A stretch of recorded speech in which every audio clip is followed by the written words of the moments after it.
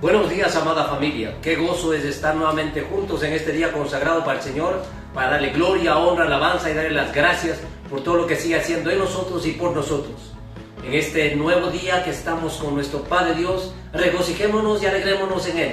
Disfrutemos de su presencia, de su palabra y recibamos todo lo que viene de su corazón, porque es lo mejor para nuestra vida. Y hagamos todo a su manera. Solo así tendremos vida abundante y bendecida y ser bendición donde quiera que estemos. Y con nuestros hechos, darle gloria a Dios.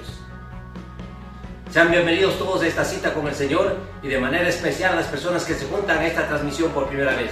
Estoy convencido que Dios tiene algo especial para su vida y esa es la razón por la cual está presente y creemos que este es su día de salvación. Vamos con la palabra. En las últimas enseñanzas fundamentamos bíblicamente que el vivir atado a las deudas y en pobreza no es la voluntad de Dios. Y solo para que quede aún más sustentado podemos decir respecto a las deudas que a una persona que está en esa condición no le dejan en paz cuando tienen cuentas pendientes. Los acreedores les llaman a toda hora, incluidos los fines de semana, y no solamente a ellos sino a sus familiares. Y llegan a la angustia, desesperación, y por tanto es evidente que no tienen paz. Pero nuestro Dios es paz y nos da paz. Y dice también en el Salmo 34:14 en la Biblia de las Américas: apártate del mal y haz el bien, busca la paz y síguela. En consecuencia es evidente que esto no quiere Dios para nosotros. De igual manera que vivamos en pobreza. Ya mencionamos algunos versículos que nos dicen que Dios quiere sacarnos de esa condición. Sabemos que es especialista para sacarnos de las situaciones más críticas, porque nuestro Padre es bueno y tiene grandes promesas de bienestar para cada uno de nosotros. Leamos unos dos versículos más en el libro de Job, capítulo 36, versículos 15 y 16 en la Reina Valera. Al pobre librará de su pobreza y en aflicción despertará su oído. Asimismo te apartará de la boca de la angustia a lugar espacioso, libre de todo apuro, y te preparará mesa llena de grosura. Como vemos, el Señor le saca y le libra de la pobreza, pero además de la aflicción, de la angustia y del apuro, y prepara mesa llena de lo mejor. ¡Cuán maravilloso es nuestro Padre! Sigamos compartiendo sobre las finanzas y quiero empezar diciéndoles que generalmente hay dos formas de hacer las cosas. La primera es a la manera de Dios y la segunda a la manera de los hombres. Y es un hecho que si somos ciudadanos del reino de los cielos e hijos de Dios, debemos hacer todas las cosas a su manera. Sin embargo, como ya hemos señalado, hay muchas personas que conocen lo que dice el manual de vida y siguen viviendo como el mundo, y por eso son las consecuencias que hay en la vida personal, familiar y de negocios. De otra parte, cuando estamos tratando temas como estos, es que no estamos basados en teorías humanas, sino en principios divinos. Y ahí también está la diferencia, porque manejamos nuestras vidas de una manera diferente a los demás. En consecuencia, como hijos de Dios, debemos manejar las finanzas a su manera para que nos vaya bien. Para eso, como tantas veces hemos mencionado, debemos cambiar la manera de pensar y consecuentemente la manera de vivir, porque la manera de pensar y de caminar de las personas es diferente a la del Señor. Veamos una vez más Isaías 55, versos 8 y 9 en la Biblia de las Américas. Porque mis pensamientos no son vuestros pensamientos, ni vuestros caminos mis caminos, declara el Señor. Porque como los cielos son más altos que la tierra, así mis caminos son más altos que vuestros caminos, y mis pensamientos más que vuestros pensamientos. En base a esta verdad, si sabemos que los pensamientos y caminos del Señor son diferentes y mejores, ¿por qué seguir haciendo las cosas a nuestra manera? Es necesario hacer todo a la manera de Dios, como hemos precisado muchas veces. Meditar en su palabra de día y de noche, obedecer todo lo que nos manda, pero al pie de la letra. Entonces solamente ahí prosperaremos en todo, nos irá bien y tendremos éxito. Esto incluye las finanzas y sin lugar a duda tendremos unas finanzas saludables. Ahora, si partimos desde el libro de Génesis, Dios es el creador de todo y como ya hemos mencionado, le da todo lo creado al hombre. Sin embargo, a pesar que tenía todo, le manda a producir, trabajar y administrar, como vemos en Génesis 2, versículo 15 en la Biblia de las Américas. Entonces el Señor Dios tomó al hombre y lo puso en el huerto del Edén para que lo cultivara y lo cuidara. Como vemos, Dios quiere que seamos productivos, que trabajemos y que todo lo que obtengamos administremos sabia y eficientemente. También volvamos a ver lo que dice Deuteronomio 8:18 en la Nueva Versión Internacional. Recuerda al Señor tu Dios porque es el quien te da el poder para producir esa riqueza. Así ha confirmado hoy el pacto que bajo juramento hizo con tus antepasados. Eclesiastés 5:19 en la Reina Valera dice: asimismo, a todo hombre a quien Dios le da riquezas y bienes y le da también facultad para que coma de ellas y tome su parte y goce de su trabajo, Esto es don de Dios. Ahora enfoquémonos en el trabajo. Además de lo que ya nos hemos referido en las enseñanzas anteriores, que tenemos el ejemplo de nuestro Padre Dios y Jesucristo que hasta ahora trabajan, nosotros también debemos trabajar. Veamos 2 de Tesalonicenses capítulo 3, versos 10 al 12 en la Reina Valera. Porque también cuando estábamos con vosotros, os ordenábamos esto: si alguno no quiere trabajar, tampoco coma. Porque oímos que algunos de entre vosotros andan desordenadamente, no trabajando en nada, sino entremetiéndose en lo ajeno. A los tales mandamos y exhortamos por nuestro Señor Jesucristo, que trabajando sosegadamente coman su propio pan. Del contenido de estos versículos podemos entender que Dios quiere que hagamos una actividad económica para generar recursos. Esto es, que tengamos ingresos como resultado de producir o trabajar eficientemente para vivir dignamente, y con esos ingresos financiar las necesidades personales, familiares y de negocios. Leamos también 1 de Tesalonicenses capítulo 4, versículos del 11 al 13 en la Nueva Biblia Viva. A que traten de vivir en paz con todos, a que se ocupen de sus propios asuntos y trabajen con sus propias manos, como se los hemos ordenado desde antes. Si viven de este modo, se ganarán el respeto de los que no son creyentes y no tendrán que depender de nadie. En definitiva, debemos ocuparnos de nuestros asuntos trabajando con nuestras propias manos. Y si se vive de este modo, no se tiene que depender de personas. Tenemos que abrazar el trabajo. Es una bendición y deleitarnos en todo lo que hacemos. Cabe señalar que todo trabajo honesto es digno, y producto de esta actividad vamos a generar ingresos que van a solventar nuestras necesidades. A propósito, vale mencionar que debemos ser los mejores en todo y no como lo hace el mundo, que mientras menos trabaja se siente mejor, y solo lo hacen cuando el jefe está presente y sus resultados no son los mejores.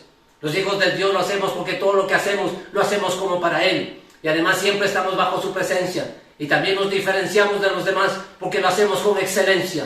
Por tanto, si son carpinteros, deben hacer los mejores muebles. Si son sastres, los mejores trajes. Si son arquitectos, deben hacer los mejores diseños. Si son ingenieros, las mejores construcciones. Si son cocineros, tienen que hacer la mejor comida. Y como trabajadores en general, debemos hacer de la mejor manera todo y llegar a ser el mejor de todos. Quiero aprovechar para dirigirme a los padres de familia, para decirles que nosotros debemos convertirnos en modelo de personas trabajadoras, excelentes en todo, y de esa manera dejarles a nuestros hijos principalmente un legado que quede marcado en sus corazones. Esto es, que puedan ver un estilo de vida diferente, de trabajo responsable, honesto, íntegro, de excelencia y de muchos resultados, y que sepan administrar eficientemente sus recursos. También debemos dejarles una herencia, porque así dice la palabra. Pero recuerden lo que pasó con el hijo pródigo. Recibió su herencia y todo lo malgastó hasta quedarse sin nada. Una herencia lo puede perder, pero un legado permanece en ellos para siempre. Todos conocemos la obra excelente de Dios. Aprendamos a hacer todo a su manera. Es evidente que una persona que no produce o trabaja va a estar con problemas económicos y se vuelve una carga para la familia y la sociedad. Definitivamente necesitamos realizar una actividad económica productiva o trabajar, y como producto de ella vamos a tener ingresos, lo que nos permitirá solventar los gastos. Por tanto, la situación económica de una persona depende de los ingresos y de los gastos, y debemos aprender a manejarlos con sabiduría. Esto es no solo generar ingresos, sino también saber cómo gastar. Ahora recordemos del principio que todo es de Dios. De Él procede todo, y todo lo que tenemos es porque a Él le place darnos. En el Salmo 24, verso 1 en la Biblia de las Américas dice: del Señor es la tierra y todo lo que hay en ella, el mundo y los que en él habitan. Primera de Crónicas 29:11 en la Reina Valera dice: tuyo es, oh Jehová, la magnificencia y el poder, la gloria, la victoria y el honor, porque todas las cosas que están en los cielos y en la tierra son tuyas.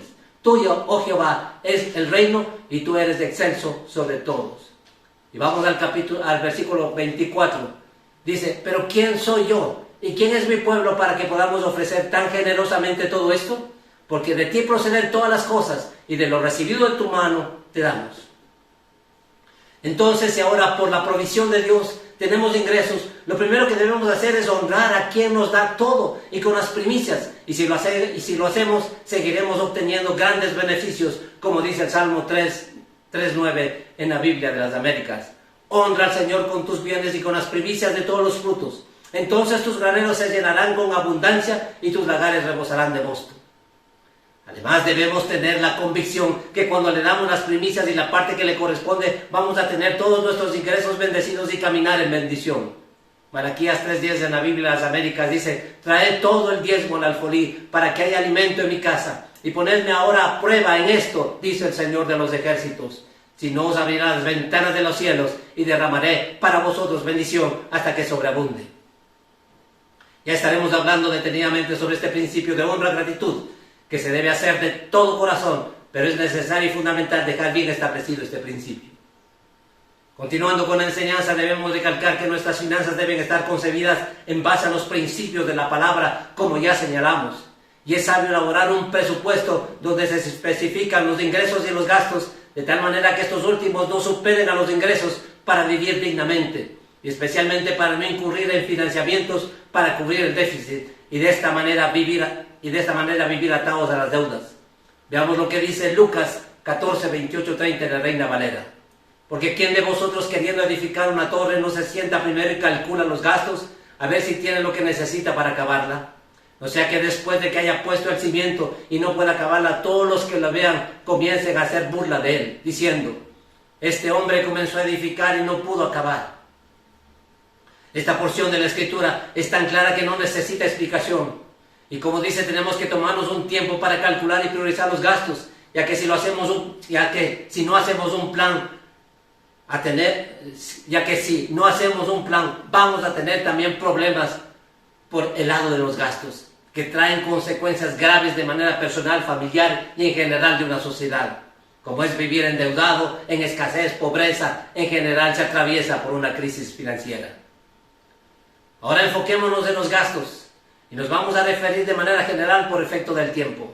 En el detalle de los gastos, lo primero que debe considerarse es el diezmo, que ya mencionamos, aunque definitivamente no es gasto, sino más bien una inversión. Lo segundo que debe constar es un porcentaje para ahorrar, ya que los hijos de Dios somos ahorradores e inversores. Y cuando decimos que somos ahorradores es porque no ahorramos de vez en cuando, sino que tenemos el hábito del ahorro. El consejo es que se ahorre mínimo un 10%. Este porcentaje para unos es demasiado y para otros es muy poco. Veamos lo que dice la palabra en Proverbios 13:11 en la Nueva Versión Internacional. El dinero mal habido pronto se acaba. Quien ahorra poco a poco se enriquece. Como vemos, lo más importante es que ahorremos, aunque sea poco a poco, y si lo hacemos un día seremos prósperos. Y también es de sabios ser previsores. Ahí tenemos el ejemplo de la vida de José. Todos sabemos que les llevó a guardar el 20% de lo que se producía para ser usado en tiempos de escasez. Ahí tenemos una enseñanza que debemos aprender. Debemos decidir ahorrar y es independiente del nivel de ingreso. La tendencia humana es a vivir el día a día, pero nosotros somos personas sabias que nos sustentamos en la palabra de Dios. Veamos también Proverbios 21:20 en la Nueva Versión Internacional. En la casa del sabio abundan las riquezas y el perfume, pero el necio todo lo despilfarra. Aquí podemos ver la diferencia entre la persona sabia y la necia. Mientras el sabio tiene abundancia, no tiene escasez, porque no todo gasta, y aunque pueda tener poco, administra bien. En cambio, el necio gasta todo, despilfarra, y por tanto no tiene ahorros que le puedan servir para tiempos críticos. Una recomendación adicional es que no se debe ahorrar solo cuando le sobra. Esto se conoce como el ahorro residual, y muchas veces este ahorro se va para gastos innecesarios. Una buena práctica es ahorrar para propósitos específicos, como para los estudios de los hijos, compra de una casa, un auto, y como dijimos, de manera previsiva para gastos de salud. Lo siguiente que se debe hacer es enlistar los gastos que son imprescindibles y necesarios, que debemos incurrir teniendo presente que contamos con el 80% del total de los ingresos para los demás gastos. Y debemos comenzar los que son indispensables y que tenemos responsabilidad con terceros. Esto es el pago de agua, luz, vivienda, educación, transporte y básicamente alimentación. Leamos 1 Timoteo 6:8 en la Biblia de las Américas. Y si tenemos que comer y con qué cubrirnos, con eso estaremos contentos. Debemos aprender a vivir con moderación, es decir, tener una vida económica que vive de prioridades, de manera balanceada. Esto es, que satisface sus necesidades primarias y no los deseos, gustos y caprichos. Tenemos que vivir contentos con lo que tenemos, siendo felices con lo que poseemos. Esto es aprender a vivir las diferentes etapas que nos toca afrontar, tomando decisiones sabias, tanto cuando tenemos y cuando no tenemos, como dice Pablo en Filipenses 4:12 en la Nueva Versión Internacional. Sé lo que es vivir en la pobreza y lo que es vivir en abundancia. He aprendido a vivir en todas y cada una de las circunstancias, tanto a quedar saciado como a pasar hambre, a tener de sobra como a sufrir escasez. Como vemos, tenemos que saber vivir correctamente y aprender a vivir conforme a las enseñanzas de Dios. Tengamos presente lo que dice Jeremías 33:3 en la Reina Valera. Clama a mí y yo te responderé y te enseñaré cosas grandes y ocultas que tú no conoces. Es verdad que cuando Dios nos responde es para enseñarnos las cosas que debemos hacer. Ahora, si tiene capacidad de gasto, a más de lo que ya mencionamos, puede considerar gastos que sean indispensables, prioritarios. Para esto tiene que preguntarse si son necesarios o son sus deseos y gustos, para descartar los deseos y los gustos. Es lamentable que las personas que conocen la palabra imiten la conducta de las personas del mundo. Una de ellas es que andan solo tras las cosas. Son personas materialistas, quieren tener todo lo que sus ojos ven, y lo peor de todo es que quieren vivir comparándose con las demás personas, y entonces anhelan tener lo que tienen los demás o mucho más. Pero como no tienen la capacidad adquisitiva, lo que hacen es incurrir en préstamos, y como es común gastar con la tarjeta de crédito para tener un nivel de vida que no es compatible con su nivel de ingresos. Pero lo que quiere es presumir y aparentar. Tampoco se debe gastar de manera impulsiva. Para eso Dios nos dio dominio propio. Cuando no se tiene la capacidad de compra, se puede esperar para adquirir cuando se tengan los recursos. De igual manera, no se debe reemplazar artículos que todavía sirven por unos nuevos, si no tiene dinero en efectivo. No compre cosas con dinero que no tiene, y por eso pasa todo el tiempo pagando deudas. Además de lo que anotamos, existen muchas otras cosas que hacen las personas e incurren en demasiados gastos, y como ya dijimos, llevan a agravar los problemas financieros, y que sin duda traen consecuencias personales y familiares. Debemos entender que los hijos de Dios no valemos por las cosas y el dinero, sino por quien tenemos dentro de nosotros. Mientras los demás van en busca del dinero y están llenos de cosas, nosotros los hijos de Dios vamos en busca de Dios y estar llenos de su presencia, de su palabra, de su espíritu, viviendo una vida abundante, diferente a los demás. A propósito del dinero, debemos tener claro que es solamente un medio y no es un fin. Debemos hacerle trabajar para nuestro bien y nosotros no trabajar por el dinero. Además debe estar a nuestro servicio. Tampoco debemos amar el dinero, ya que el amor al dinero es el causante de todo mal. Pero cuando amamos a Dios, su palabra, y vivimos de acuerdo a sus principios, tenemos una vida de plenitud. Debo remarcar la necesidad de obrar en todo sabiamente. Proverbios 3, versículos 13 al 15 en la Reina Valera. Bienaventurado el hombre que halla la sabiduría y que obtiene la inteligencia, porque su ganancia es mejor que la ganancia de la plata y sus frutos más que el oro fino. Más preciosa es que las piedras preciosas, y todo lo que puede desear no se puede comparar a ella. Como se puede ver, la sabiduría es más valiosa e importante que el dinero. Tenga presente que el dinero está a nuestro servicio. De otra parte, el dinero amplifica lo que somos. Si somos buenos, haremos con el dinero cosas buenas, pero si somos malos, haremos cosas malas. Por ejemplo, ¿qué piensa que hace una persona que tiene vicios con el dinero? Daña su propia vida. De otra parte, tampoco nosotros no debemos depender del dinero, sino solamente de Dios. El dinero nos salva. Cristo es nuestro Salvador. Él nos dio la salvación. Esto implica que hemos sido librados del pecado, del infierno, del temor, del peligro, de la enfermedad y de la pobreza. Además de ser sabios, debemos ser generosos como nuestro Padre, y por tanto debemos considerar en nuestros gastos un monto para poder bendecir a las personas necesitadas. Recuerde que hemos sido bendecidos para bendecir. Leamos lo que dice Efesios 4:28 en la Biblia de las Américas. El que roba no robe más, sino más bien que trabaje, haciendo con sus manos lo que es bueno, a fin de que tenga que compartir con el que tiene necesidad. Una vez más, Dios nos dice que quiere que trabajemos haciendo con nuestras manos lo que es bueno, y que tengamos también para compartir con los que tienen necesidad. Esto produce gran gozo en nuestro corazón y en el corazón de Dios. Seamos generosos con lo que tenemos. Por último, aprendamos a disfrutar de todo lo que Dios nos ha dado, y especialmente con nuestra familia. Es bueno producir y trabajar, pero no solo se dedica a trabajar y a acumular riquezas. Aprendamos a compartir más con los seres queridos. Recuerde que la vida es maravillosa por los mejores momentos que pasamos con las personas amadas y permanentemente con Dios. Y eso queda marcado en lo más profundo de nuestro corazón. ¿De qué sirve que pase solo trabajando y por eso se aleja de Dios? Y en vez de servirle a Él, le sirve al dinero. Más aún, nada de lo que tiene se llevará cuando muera. Dios es lo más importante en nuestras vidas. Separados de Él, nada podemos hacer. Leamos 1 Timoteo 6, versículos 6 y 7. Pero gran ganancia es la piedad acompañada de contentamiento, porque nada hemos traído a este mundo y sin duda nada podremos sacar. Vamos al versículo 17.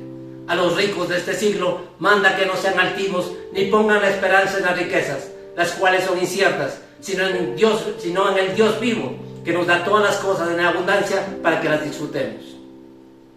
Dios nos da todas las cosas en abundancia para que las disfrutemos. No pase solamente acumulando riquezas, nada se va a llevar. Aprendamos a compartir y a dar. Seamos agradecidos con Dios y en vez de estar quejándose por lo que no tiene, dele gracias por lo que tiene. Y si todavía no estamos donde debemos estar, Dios se encargará de llevarnos a donde Él tiene planeado. Por eso dice que tiene planes de bien y no de mal, para darnos un futuro maravilloso, lleno de bienestar y prosperidad. A Él sea la gloria. Practiquemos los principios de Dios y creámosle. En definitiva, nosotros como hijos de Dios debemos vivir de una manera planificada, organizada, ordenada, en base a prioridades, siendo personas diligentes, haciendo las cosas bajo los principios de Dios, con transparencia e integridad, actuando de una manera diferente a la del mundo y haciendo todo a la manera de Dios. La clave para vencer los problemas financieros es precisamente hacer todo conforme a los principios de Dios, tomar decisiones sabias. Para eso necesitamos la sabiduría de Dios, ya que sin ella no sabemos qué hacer y simplemente estamos perdidos, extraviados, viviendo sin sentido y consecuentemente nada nos va a salir bien. Dejemos de seguir cometiendo los mismos errores y equivocaciones, ya que estos nos han llevado al fracaso y a hundirnos entrando en una espiral de problemas. ¿No le parece que es contradictorio querer que Dios nos bendiga cuando seguimos haciendo las cosas a nuestra manera? Él nos va a bendecir cuando hacemos a su manera. Como buenos administradores debemos hacer como el dueño de todo anhela, es decir, nuestro Padre Dios. Y busquemos primeramente el reino de Dios y justicia, y Él nos dará todo lo que necesitamos. Antes de finalizar este tiempo de bendición, quiero dirigirme a usted que se ha unido a esta transmisión por primera vez y no tiene a Cristo en su corazón. Como le dije al comienzo, Dios tiene un regalo maravilloso para usted, que es el de la salvación. Y si usted está dispuesto a recibir, le invito a que de todo corazón haga esta oración y repita después de mí. Dígale: amado Dios, hoy vengo ante ti primeramente reconociendo que soy un pecador, pero estoy dispuesto a cambiar mi vida. Por eso me arrepiento de todos mis pecados y te pido perdón por todo lo malo que hice, y que me des la oportunidad de tener una nueva vida. Señor Jesús, reconozco que por ese inmenso amor que nos tienes, entregaste en la cruz la vida por nosotros. Pero sé también que resucitaste y estás vivo, y por eso en este día te abro las puertas de mi corazón y te recibo como mi Señor y Salvador. Gracias por darme la salvación, la libertad, la vida eterna, y por escribir mi nombre en el libro de la vida. A usted que ha recibido a Cristo, quiero felicitarle y decirle que por esa decisión hay fiesta en el cielo. Queremos decirle que además es ahora parte de la familia de Dios y ciudadanos del reino de los cielos. Como siempre les digo, ponga desde ahora su corazón y mirada solamente en Dios, ya que Él nunca le va a defraudar. En todo lo que podamos servirle, cuente con nosotros. Y a todos ustedes, preciosa familia, como hijos de Dios y ciudadanos del reino de los cielos, vivamos de la misma manera de Jesucristo, haciendo la voluntad de nuestro Padre. Y estamos seguros que nos va a ir bien y caminaremos bendecidos para la gloria de Dios. Buenos días.